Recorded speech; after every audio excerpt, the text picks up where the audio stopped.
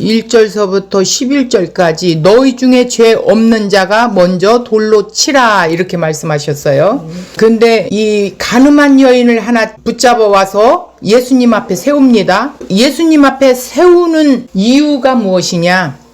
예수님을 함정에 빠뜨리려고, 그래서 어떻게 해서라도 예수님을 죽이고자 하는 그들의 마음의 깊은 곳에서 자리하고 있기 때문에 이러한 행동이 벌어졌는데, 오늘 말씀이 이어져서 계속 이제 이 가늠한 여인에 대해서 나오는데 9절서부터 11절은 다시는 죄를 범하지 말라. 누구에게? 여인에게. 자, 한 사람 한 사람 다들 떠나고 났는데 이제 남은 사람은 그 가늠한 여인과 예수님만 있어요. 자, 우리 오늘 본문 9절서부터 11절까지 한번 같이 읽어보겠습니다. 그들이 이 말씀을 듣고 양심의 가책을 느껴 어른으로 시작하여 젊은이까지 하나씩 나가고 오직 예수와 그 가운데 섰는 여자만 남았더라. 예수께서 일어나사 여자 외에 아무도 없는 것을 보시고 이르시되 여자여 너를 고발하던 그들이 어디 있느냐? 너를 정죄한 자가 없느냐? 대답하되 주여 없나이다. 예수께서 이르시되 나도 너를 정죄하지 아니하노니 가서 다시는 죄를 범하지 말라 하시니라. 자, 오늘 말씀이 좀 어려워요. 오늘 이 말씀은 이 여인에게 예수님께서 이제 다시는 죄를 범하지 말라는 거야. 그러면 또 범할 수 있다라는 것이죠. 인간은 죄성이 있기 때문에. 그런데 이 말씀의 의도가 무슨 뜻인지 우리가 한번 깊이 좀 한번 상고해 볼 필요가 있습니다.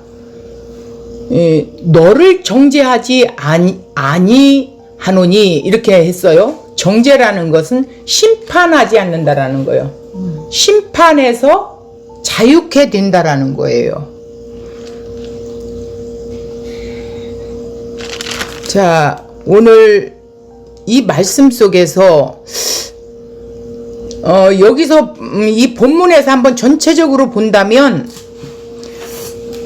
지금 그 서기관들과 바리새인들이 예수를 모함을 해서 함정에 빠뜨려 어떻게 해서라도 그 죄과를 찾아서 지금 죽이고자 하는 음모가 있는데 우리가 육안으로 볼 때는 그렇게 보입니다.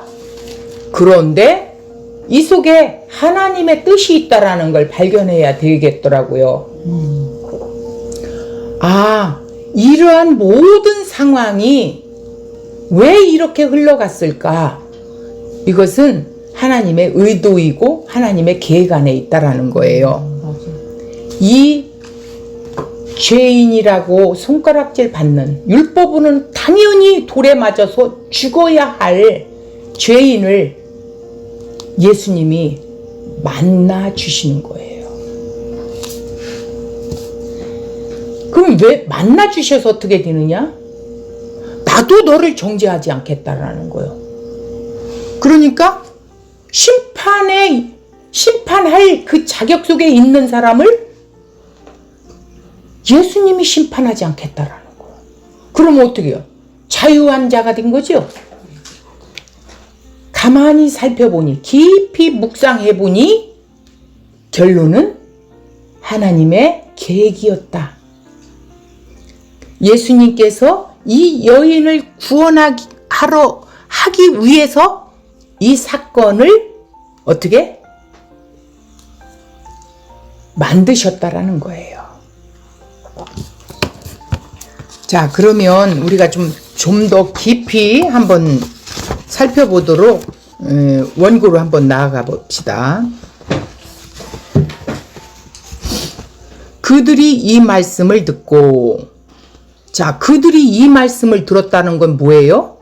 예수님이 어떻게 했어요?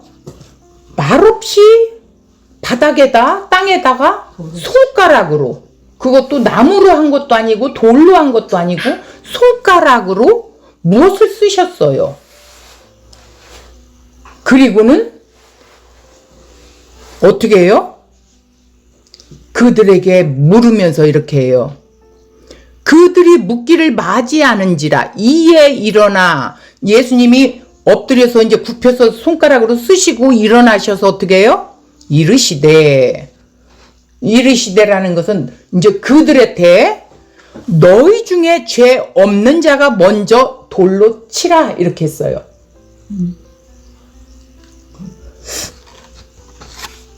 자, 율법에는 당연히 간음한 것은 이렇게 간음한 죄는 돌로 치게 돼 있습니다. 근데 왜 그들이 이 말씀을 듣고 양심의 가책을 느껴 어른으로 시작하여 젊은이까지 하나씩 하나씩 나가고 오직 예수와 그 가운데 섰는 여자만 있어요?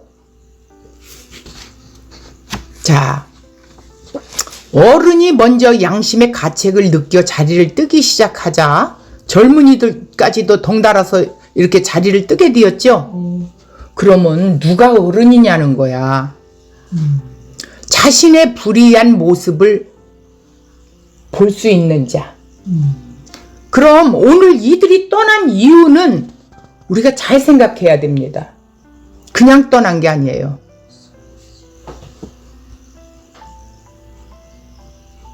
예수님이 손가락을 쓰신 것에 대하여 기억이 떠오르지요. 십계명을 쓰실 때 하나님의 손가락으로 쓰셨다라는 것을 기억하면서 영의 눈이 열린 거예요. 그래서 이 말씀을 보니 우리도 이걸 지킬 수 없다라는 게 느낄 수 있는 은혜가 온 거지요. 나도 죄인이구나. 이게 어른이라는 거예요. 성경이 지칭하는 어른이란 인간의 속에 있는 것이 죄뿐임을 알고 있는 사람을 보고 어른이라고 한다라는 거예요.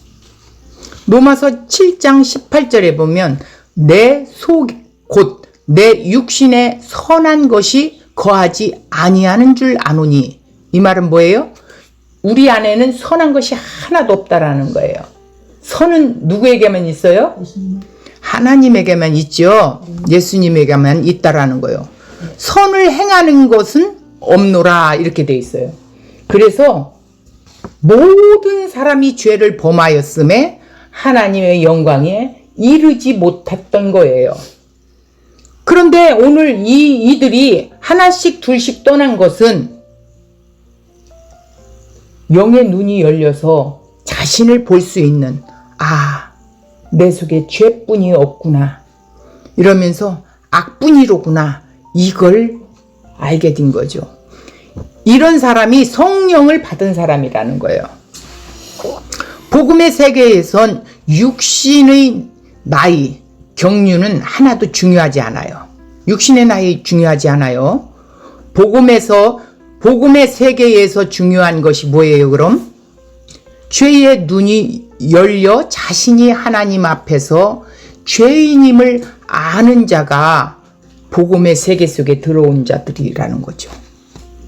하나님 앞에서 자신의 그 수치를 보는 사람이 곧 은혜 받은 자이고 복을 받은 자예요. 이게 복이에요.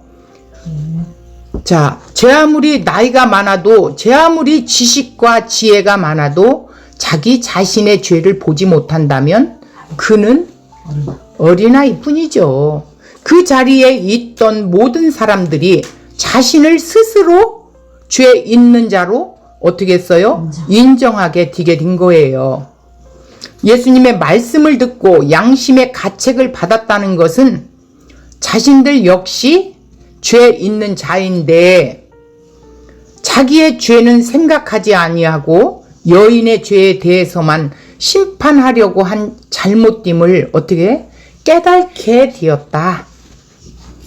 죄를 범한 이후 인간은 자신의 죄를 가리는 일에 온전히 몰두하게 되고 모든 수단을 동원하지요. 그 결과 인간은 자기를 볼 수 있는 시각 자체를 상실해 버리게 돼요. 그래서 죄의 맹인이 되고 어둠의 세계를 살아가고 있는 인간의 그 비극을 보게 되는 거죠. 이러한 어둠의 세계에 예수님께서 어떻게 했어요? 빛으로 등장하셨어요. 그래서 빛이 어둠에서 하는 일은 딱 하나 있습니다. 수치를 드러내는 거죠. 죄를 폭로하는 거예요. 그 수단이 바로 율법을 통해서 빛이 된 거예요.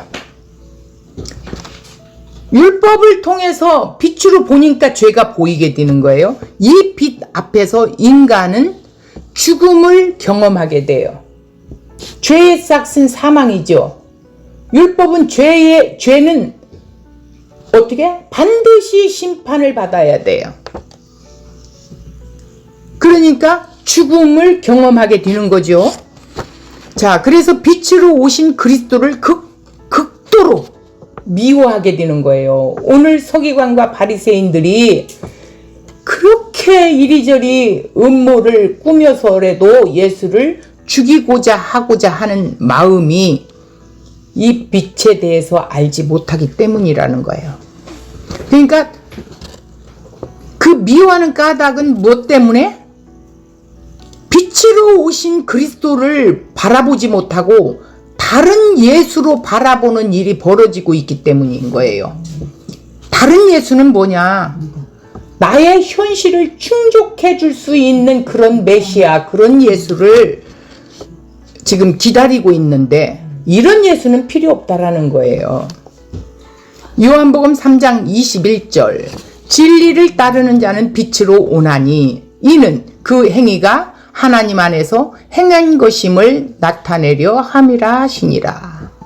이 진리를 따르는 자는 빛으로 오게 된다라는 거예요. 예수님께로 온다라는 거죠. 자, 빛으로 오신 예수님에게 주어진 일은 세상을 어떻게? 정죄하는 일이에요. 심판하는 일이라는 거예요. 심판하러 오셨어요. 죄의 삭은 사망인데 이걸 드러나게 한 거죠. 율법을 통해서. 자, 사람들이 가장 싫어하는 일은 그러니까 사람들이 아주 싫어하는 일을 예수님은 그걸 안고 이 세상에 오셨어요. 온 세상의 미움을 그러니까 온 세상의 죄를 어떻게? 자신의 그 몸에다가 완전히 짊어지시기 위한 그 운명을 안고 오신 거예요.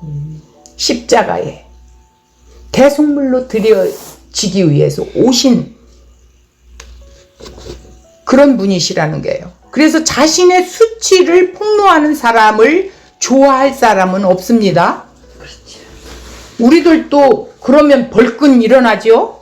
이 세상은 하나님의 심판 아래 완전히 가둬져 있는 거예요. 놓여 있다라는 거예요. 자, 이 세상에 가장 필요한 것은 사실상 폭로해주는 사람이 있어야 돼요. 이 심판 아래 놓여 있다라는 폭로가 일어나야 된다라는 거예요. 이런 사람이 누구였어요? 세례 요한이 먼저 시작했지요. 자, 이 세상에 가장 필요한 것은 너희 중에 죄 없는 자가 돌을 들어 치라. 이 음성을 듣는 일이라는 거예요. 이 말씀이 굉장히 어려운 말씀이에요. 이게 복음으로 보지 않고는 이해가 될 수가 없어요. 누군가가 이 말을 외쳐야 합니다. 세상의 악을 고발하는 일보다 이 세상을 사랑하는 일은 없어요. 그것이 세상을 사랑하는 거래요.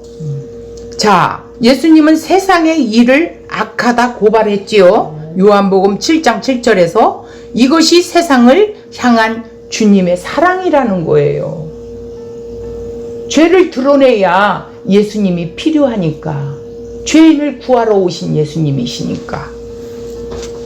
이러한 주님을 알지 못하는 세상은 빛으로 오신 예수를 제거할 것으로만 궁리를 어떻게 해요? 품고 있겠죠. 어떻게 해서라도 예수를 제거해야 된다. 그래서 모든 수단을 동원하게 되지요. 2000년 전이나 지금에도 세상은 빛으로 오신 예수님을 미워할 뿐이에요. 하나님께서는 자기 자녀들을 결단코 포기하지 않습니다. 자기 자녀들을 세상이 미워하는 그 빛으로 나오게 하시는 거예요. 이것은 하나님의 능력으로만 되는 거라는 거예요. 어느 누구도 자신의 부끄러움과 수치를 고발하는 그 빛 앞에 나오지 않습니다. 사람으로는 절대로 할 수 없는 일이에요. 못 나가요. 그러나 하나님으로서는 다 하실 수 있다고 마태복음 19장 26절에서 말씀하고 있어요. 그 예수에게 나아가는 사람이 있다면 하나님의 붙드심과 인도하심이 분명히 있기 때문이라고 말하고 있습니다. 자기 수치가 폭로되는 일은 정말 고통스러운 일이죠. 사람이 빛 앞으로 나아가는 일은 하나님의 생명, 곧 역사 아니고는 될 수가 없는 일이에요. 하나님의 그 생명의 역사를 하나님의 능력으로 끌어내신다라는 거예요. 자, 하나님은 자기 자녀들을 빛으로 인도하여 모든 수치가 드러나게 하세요. 그래서 오늘 이 간음한 여인, 이 붙잡힌 여인은 예수님 앞에 인도하는 것은 누구였어요? 예수님 앞에 인도해 놓은 것은 서기관과 바리새인들인데 아니라는 거야. 이걸 하셔야 된다라는 거예요. 이거는 전적인 하나님의 도구로 서기관과 바리새인들을 쓰셨다라는 거야. 그래서 하나님이 하신 일이라래요. 왜? 죄인을 구원하러 오신 예수님을 드러내 보여주시기 위해서 이 한 여인을 들어 돌로 맞아 율법에는 반드시 죽어야 하는데 이 여인을 자유케 해줄 수 있는 자가 곧 나다. 이것을 드러내시기 위해서 오늘 이 상황극을 벌여놓으신 거라는 거죠. 그래서 자신의 그 수치를 드러나게 하신 후에 생명의 빛으로 오신 예수님을 만나게 해주시는 거예요. 그러니 이 구원은 전적인 하나님의 능력이요, 은혜요, 하나님의 선물일 수밖에 없어요. 오셔서 만나 주셔야 되는 거예요. 이 한 여인을 구원하기 위하여 오늘 이렇게 예수님은 찾아오셨고 상황극을 벌여놓으신 거예요. 이 한 여인을 통해서 죄인의 모델로 세워주신 거라는 거죠. 교회는 간음하다 붙잡힌 이 여인과 같이 벌거벗은 자들로 모여진 것이라는 거예요. 이들이 그리스도의 옷으로 자신의 수치를 가리움받은 엄청난 사건이죠. 하나님의 생명의 역사를 경험하는 자들이 곧 교회라는 겁니다. 그리스도의 옷이 무엇입니까? 예수님의 그 의, 죄가 하나도 없으신 그 의의 옷을 우리에게 입혀주심으로 의롭다 여겨주셔서 우리 수치를 온전히 가려주시. 하나님이 나를 볼 때 예수님으로, 예수님의 모습으로 보아주시는 거야. 이 얼마나 큰 은혜라는 사실을, 이 모르는 것은 죄라는 거죠. 모르는 게 죄라는 거죠. 자, 10절을 보겠습니다. 예수께서 일어나사 여자 외 아무도 없는 것을 보시고 이르시되 여자여 너를 고발하던 그들이 어디 있느냐? 너를 정죄한 자가 없느냐? 이렇게 물으세요. 자, 사람들이 모두 그 자리를 떠난 것을 확인한 후 예수께서 그 여자에게 너를 고발하던 그들이 어디 있어? 이렇게 묻죠. 너를 정죄한 자가 없느냐? 라고 물어요. 그 여인이 주여 없나이다 라고 이렇게 대답을 해요. 이 여인은 다름 아닌 율법의 정죄를 받고 영원한 저주를 받아야 하는 그런 자이고 오늘 우리들도 그런 자이라는 것을 기억하셔야 된다라는 거예요. 율법에 따라 이 여인은 돌에 맞아 죽어야 합니다. 우리 역시 그렇습니다. 이 여인이나 우리들 모두 율법의 정죄 아래 영원한 저주, 곧 하나님의 심판을 받아야 마땅한 자들이었죠. 하나님은 우리를, 이 여인을 율법 아래 서게 하셔서 우리의 모든 수치를 드러나게 하셨지요. 죄인이라는 것을 너희 중에 죄 없는 자가 돌을 들어 이 죄인을 치라. 이 음성을 들을 수 있어야 된다라는 거예요. 우리 중 어느 누구도 남을 향해서 손가락질 할 수 있는 그런 자가 없다라는 거예요. 있을 수 없다라는 거예요. 우리 처지를 알게 된다면. 인간은 율법을 지키든 안 지키든 상관없이 모두 죄인이라는 것을 알게 하신 거예요. 유대인들이 지금 어떻게 해요? 이 사실을 모르고 있었어요. 그런데 여전히 하나님을 잘 믿고 율법을 잘 지켜서 자기들만이 구원받을 수 있다라고 생각하고 있어요.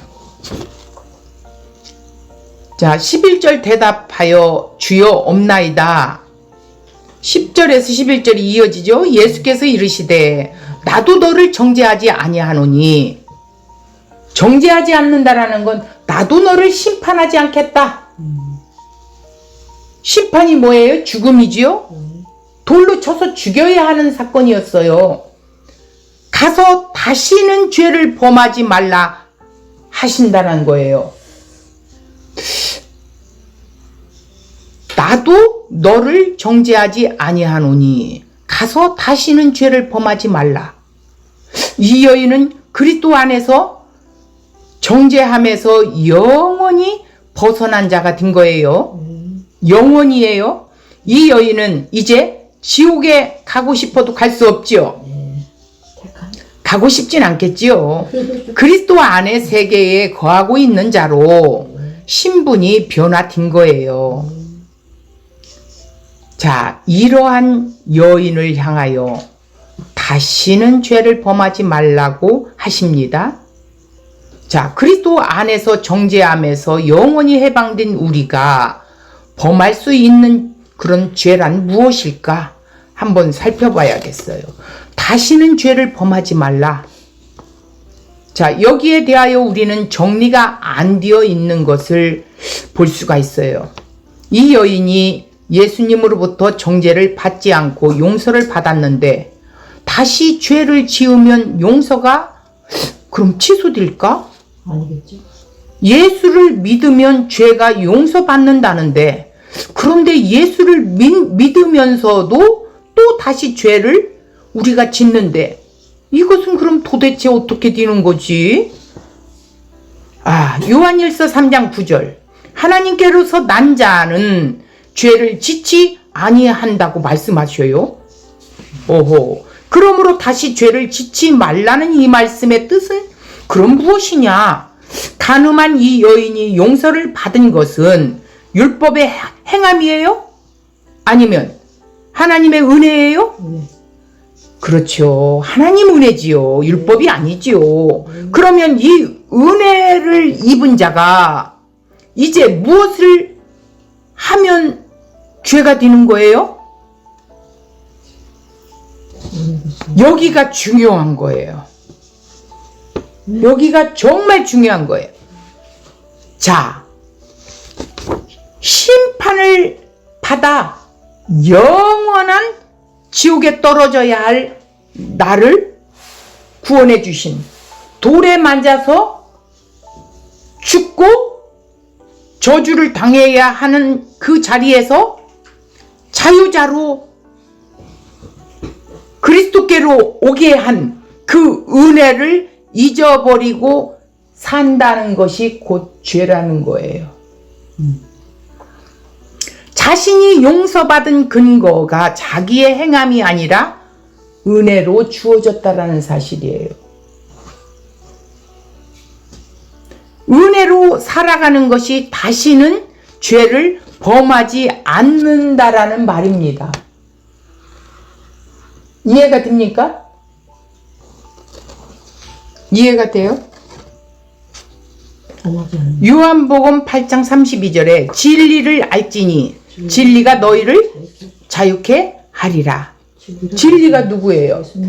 예수님이시죠. 예수님이 우리를 자유자로 세워놓으신 거라는 거예요. 예수님을 알면 자유케 된다는 것은, 그럼 이제 내 마음대로 해도 되나? 아니죠. 이제부터는 진리의 종이라는 거예요. 이게 옮겨진 거예요. 사람들이 복음을 들으면 처음에는 긴가민가 하다가 어떻게 나아가는가요? 어떻게 나아가요? 어느 정도 복음의 정보가 들어오면 대부분 하는 말이, 그러면 야, 우리는 구원 받았으니까 내 맘대로 살아도 되겠네, 뭐 이렇게 살아도 되겠네, 이러지요. 진리가 너희를 자유케 하리라는 이 말씀이 간음한 여인에게 적용이 되어 우리에게도 적용이 된다라는 거예요. 그러면 어떻게 적용이 되는 거예요? 이제 용서를 받았으니 내가 내 마음대로 하자는 것이 아니라, 전에는 어떻게 했어요? 율법 아래 갇혀 있었어요. 그것이 곧 죄에 갇혀 있었다라는 거죠. 그런데 이제는 진리의 종이 되었다는 것이 자유라는 말입니다. 죄에서 자유됐다라는 소리. 죄의 종 노릇한 곳에서 자유돼. 그러니까 뭐라고 말씀해요? 전에는 너희 아비 마귀 이렇게 이야기했잖아요. 마귀에 붙잡혀서 마귀의 종 노릇하고 살았었어요.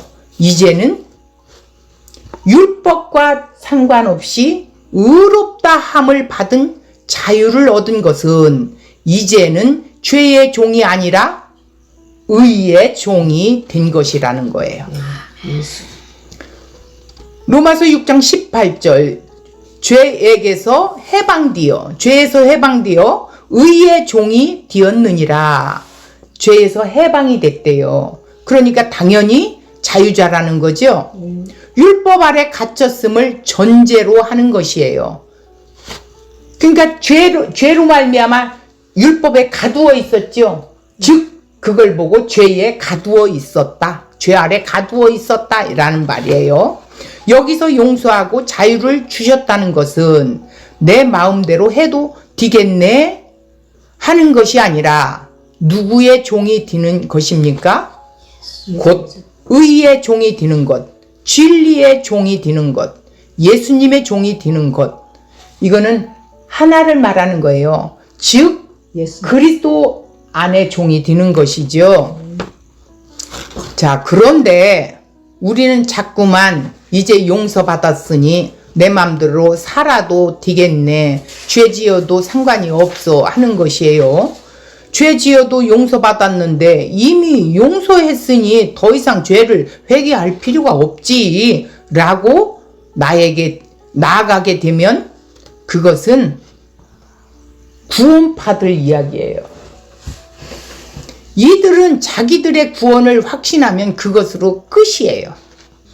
그래서 그들은 이 세상 사는 대로 사는 거예요. 세상의 관념 속에서 살아가게 되는 거예요. 그거는 그리스도와 아무 상관이 없어요.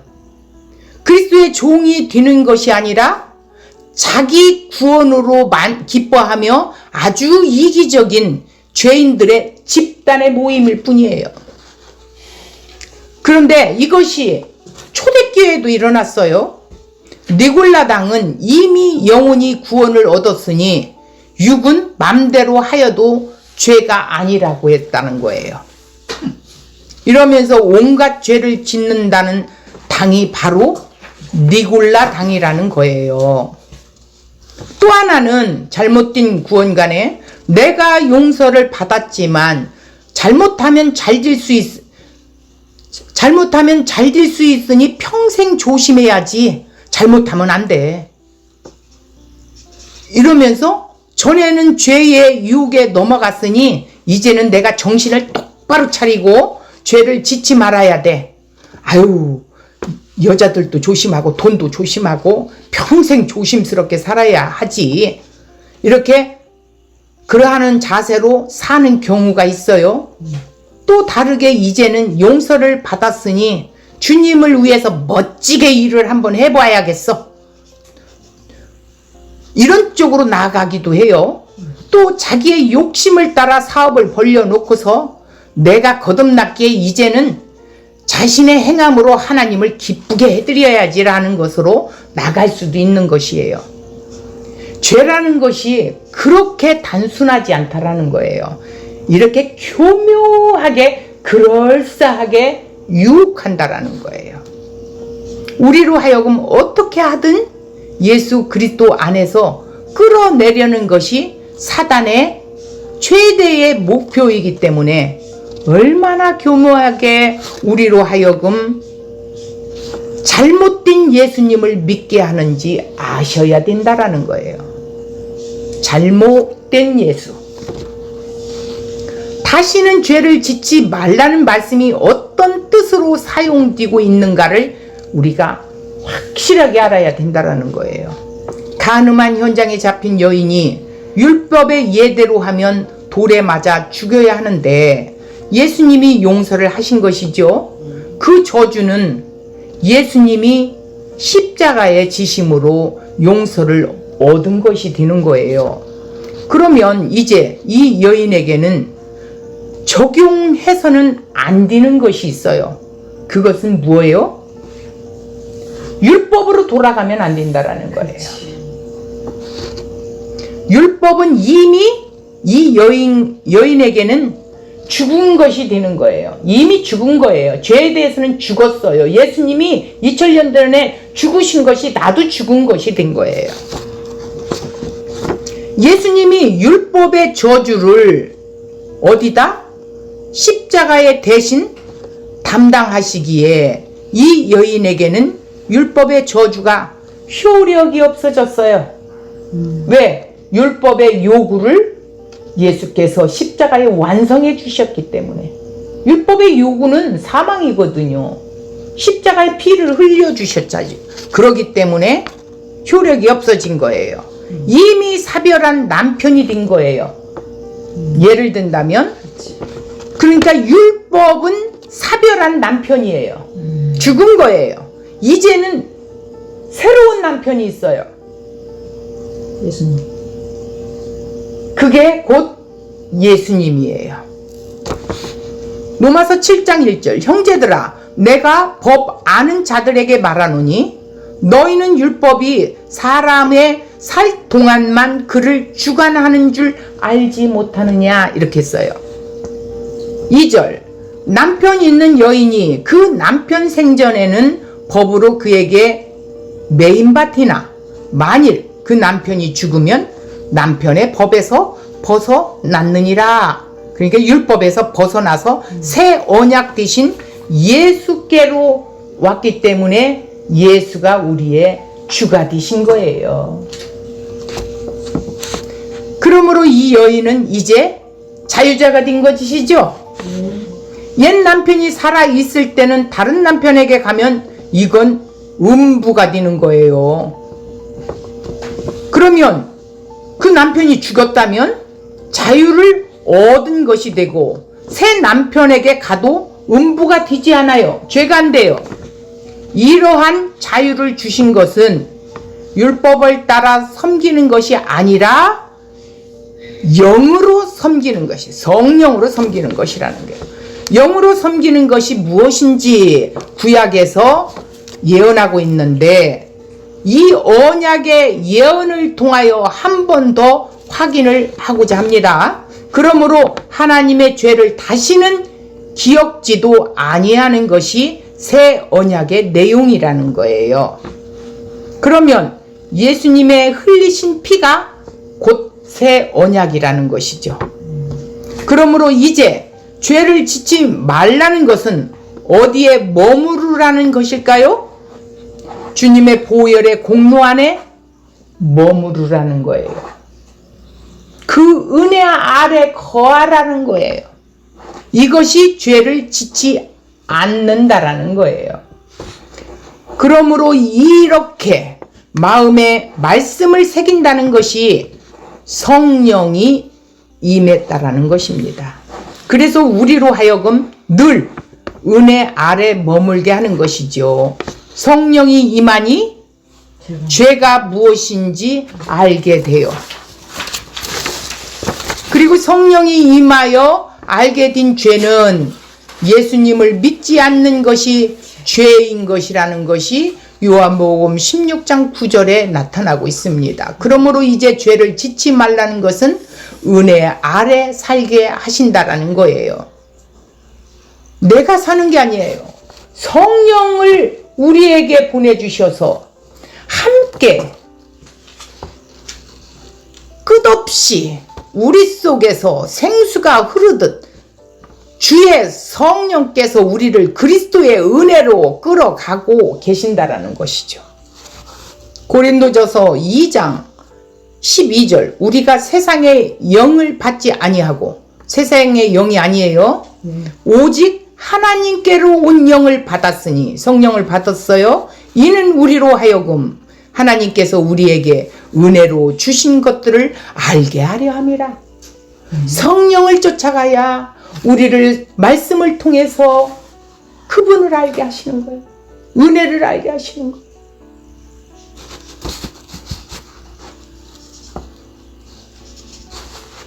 그래서 이 은혜를 알게 하시고 이것을 무시하는 것이 곧 죄라는 거예요. 이 은혜를 무시하는 것이 죄예요.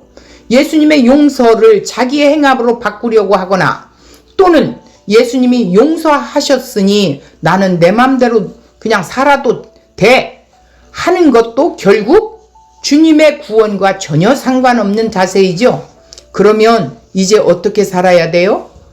곧 믿음으로 사는 거라는 거예요. 성령의 이끌림을 받으면서 믿음으로 하지 않는 것이 죄라는 것이기 때문에 믿음으로 산다는 것은 곧 은혜로 산다는 것입니다.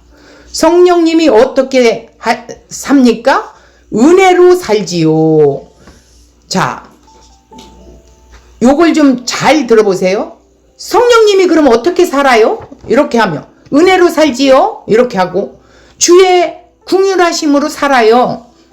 이러한 날이 날마다 나오는 것이에요. 그러니까 입으로 이렇게 막 해요. 이렇게 앵무새처럼 애우는 듯이 합니다.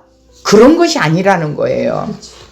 주님의 성령의 역사가 이렇게 만들어가고 있다라는 거예요. 주님의 성령의 역사가 우리 안에 오셔서 우리를 이끌어 가시면서 만들어 가요. 그분을 알아가게 하고 그분의 은혜가 우리 깊은 곳에서 넘치도록 우리를 이끌어 가신다라는 거예요.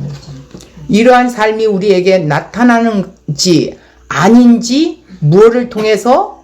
주의 말씀을 통해서 확인하게 되는 것이죠. 예수를 믿고서 이러한 삶이 나타나면 이것이 바로 주님의 은혜로 살고 있음을 증거하는 것이에요. 말씀으로 확인되어질 때. 자, 이것도 아주 자연스럽게 보여지는 것입니다. 억지가 아닙니다. 무슨 놀라운 업적을 이루어내려고 하지 않아요. 이미 진리 안에 자유의 종이 되어 있다는 것은 그분의 일하심의 능력을 드러내는 것이지 나의 무엇을 드러내는 것은 결단코 아닙니다. 이것이 바로 성령이 하시는 역사고 즉 은사라는 거예요. 그러므로 은사는 자기 행위로 하는 것이 아니라 주의 은혜가 드러나는 삶을 보이는 것입니다. 내가 어떠함을 보이고자 하는 것이 아니죠. 예수를 어떻게 덧입은 자의 삶이 세상의 사람과 구별되게 나타내는 것이에요. 자, 그러니 죽음의 종로로 타는 데서 율법의 종에서 행함의 종에서 떼어내어 어떻게 진리의 종으로 삼으셨기에 이제는 죄를 범치 말라는 말이 바로 주님의 은혜 안에 거하여 있으라는 거예요. 이것이 죄를 범하지 않는다라는 거예요. 주님 은혜 안에 있으면 죄를 범할 생각이 없지요. 여인에게 가서 다시 죄를 범하지 말라. 이것은 가서 다시는 음행하지 말라 말씀이 아니에요. 너희 죄가 무엇으로 용서받았는지 잊지 말고 살아가라는 것이에요. 이게 핵심의 주제예요. 너희 죄는 그냥 죽으면 음부야. 그런데 용서받은 것을 잊지 말라. 뭘로 받았어? 은혜로, 값없는 은혜로. 예수님이 여인에게 다시는 간음하지 말 것을 원하셨다면 가서 다시는 간음하지 말라고 말씀하셨겠지요. 그런데 그게 아니었죠. 다시는 죄를 범하지 말라 했죠. 그렇게 되면 간음하지 않은 사람들에게 예수님의 말씀이 아무런 의미가 없게 되기 때문이죠. 그렇다고 해서 가서 또 간음해도 된다는 것이 아니죠.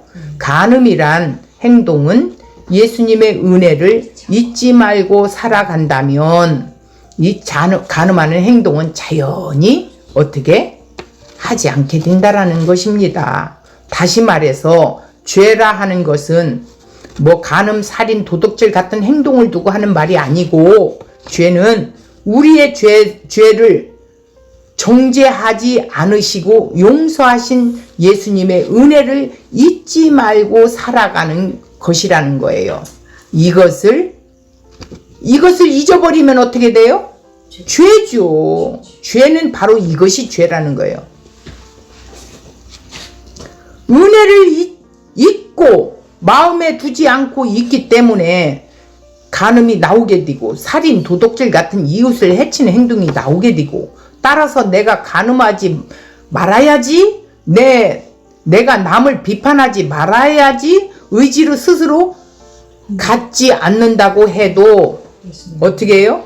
예수님의 은혜가 어떤 것이고 내가 예수님의 배 어떤 자인가 염두에 두고 살아간다면 자연히 그 마음에서 간음이라는 것, 남을 비판한다라는 것, 이런 모습에서 보여지지 않고 없어진다라는 거예요. 은혜가 그러한 요구를 이긴다라는 거예요. 그러니까 죄의 요구를 은혜가 이겨버린다라는 것이죠. 다시는 죄를 범하지 말라는 말씀의 의미라는 거예요. 이것이.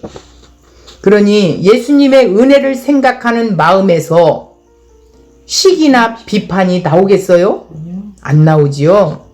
율법은 남을 정죄하기 이전에 먼저 우리 자신을 정죄해버려요. 그러니까 율법이 나쁘다는 것이 아니라 율법을 지켜서 구원받으려고 하는 행위가 나쁘다는 거예요. 율법으로는 죄인은 율법을 지킬 수 없는 것이에요. 이 죄에서 우리를 건져내야만이 성령이 우리를 이끌어 가시는 것이지. 그래서 이 율법의 요구를 예수님이 십자가에서 이루어 놓으신 그것을 믿는, 대속과 의롭담을 믿는 그 믿음이 우리 안에 들어오셔서 성령을 통하여 알게 하시고 깨닫게 하시고 자유케 하시고 그래하여 이제 우리의 마음이 예수님께 이끌려 간다라는 것이에요. 그게 의의 종이라는 거예요. 예수님의 은혜를 아는 자는 바로 정죄받은 이 경험이 있어요. 심판받은 경험이 있어요. 죄에서 죽은 자다 나는. 이 경험이 반드시 있어야 된다. 은혜를 아는 자는. 그러기에 다른 사람의 허물에 대하여 비판할 자격, 그런 의가 없어. 우리에게는 그런 의가 없어. 예수님의 의만 있지. 이것이 은혜를 생각하며 사는 것이고, 이것이 죄를 범하지 않는다라는 거예요. 아, 나는 자격이 없는 자구나. 이것이 은혜를 생각하며 사는 것이 죄를 범하지 않는다라는 거예요. 오늘 이 짧은 몇 줄을 통해서 이렇게 중요한 말씀을 우리가 깨닫게 되는 거예요.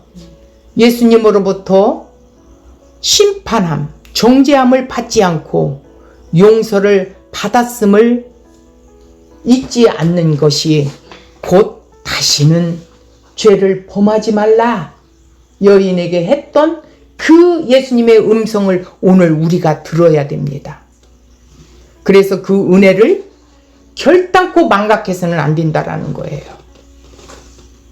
예수님의 그 의로 우리가 살아가는 거예요. 그러니까 이 예수님의 의가, 의로우신 그 예수님의 의의 옷을 우리에게 입혀 주셔야만이 어떻게 해요? 구원의 문이 열려지는 거예요. 이 의가, 예수님의 의가 기독교의 키예요. 키. 문이라는 거예요.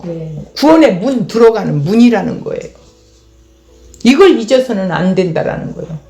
죄를 용서받은 걸로 끝이면 안 돼요. 예수님의 의의 옷을 우리에게 덧입혀 주셔서 의롭다 여겨주심으로 말미암아 하나님의 나라로 들어가는 거예요. 이 의가 기독교의 키라는 사실을 기억하시고, 그 하나님의 은혜를 망각하는 이런 일을 범해서는 안 된다. 다시는 죄를 범하지 말라. 그러니까 우리는 그리스도의 종이다. 이제는 마귀의 종에서 그리스도의 종, 의의 종. 이렇게 주님만이 우리의 주인이십니다. 주님만이 나의 모든 것이십니다. 주님, 나를 도구로만 사용하십시오. 내 뜻은 이제 없어. 나는 죽은 자이기 때문에.